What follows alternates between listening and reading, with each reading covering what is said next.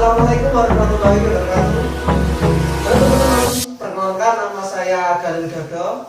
Di sini saya akan sharingkan sedikit ilmu kepada teman-teman semua tentang wawasan kebangsaan. Indonesia tidak semudah membalikkan telapak tangan untuk menjadi sebuah negara yang merdeka yang telah kita nikmati sampai saat ini. Para pejuang sudah berusaha keras untuk merebut tentang kemerdekaan. Bagaimanakah jalan ceritanya?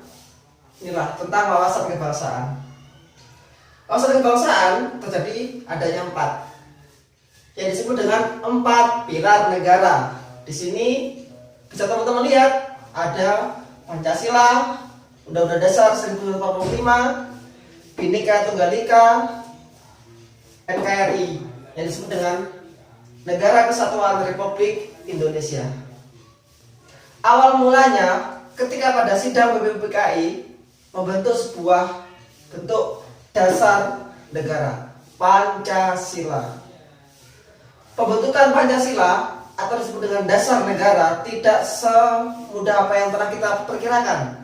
Banyak pendapat-pendapat, perdebatan antar golongan, antar sesama, bahkan sering terjadinya ketidak titik temuan yang telah disepakati oleh para pendahulu kita. Nah, Pancasila yang disebut dengan 5 sila-sila yang telah kita lakukan seperti saat ini. Sila yang pertama, ketuhanan yang Maha Esa. Bahwa apa? Bahwa Tuhan itu satu. Setiap agama punya Tuhan, menyebutnya nama sendiri-sendiri. Yang kedua, kemanusiaan yang adil dan beradab. Salah satu bentuk kita harus bisa memanusiakan manusia. 3, persatuan Indonesia, bahwa Indonesia itu merdeka karena bersatu.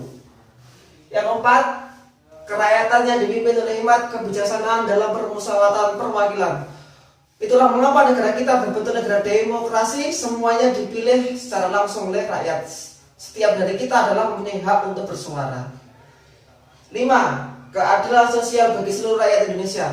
Jadi setiap warga negara mempunyai keadilan yang sama, semuanya mempunyai hak yang sama. Nah, itu adalah pilar yang pertama, sekilas tentang Pancasila. Yang kedua, Undang-Undang Dasar 1945. Nah, sebuah negara pasti adanya sebuah dasar. Nah, Undang-Undang Dasar di sini sebagai apa? Sebagai pembentukan tentang peraturan-peraturan sistem ketatanegaraan. Diketahui bahwa ada 4 perubahan amandemen tentang Undang-Undang Dasar. Yang pertama, amandemen yang pertama pada tahun 1999, amandemen yang kedua pada tahun 2000, amandemen yang ketiga pada tahun 2001, amandemen yang keempat pada tahun 2002.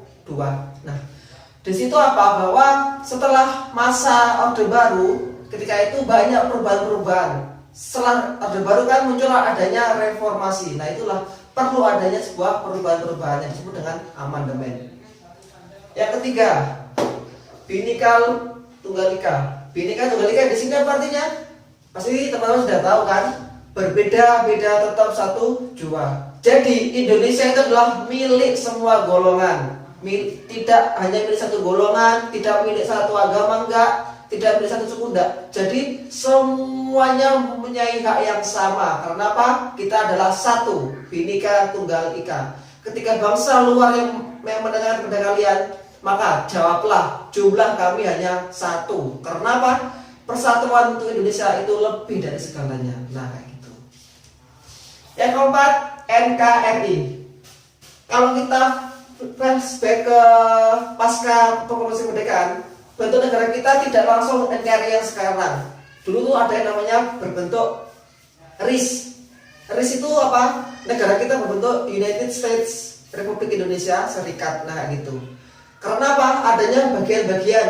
Nah, kalau teman-teman tahu, dulu itu Madura itu adalah negara bagian dari Indonesia. Bayangkan, jika Madura itu merdeka dari Indonesia, mungkin Madura itu sudah jadi luar negeri. Karena apa? Dulu masuk adalah bagian dari Indonesia. Ketika itu RIS runtuh. Karena apa? Merugikan, banyak hal yang dirugikan. Kenapa?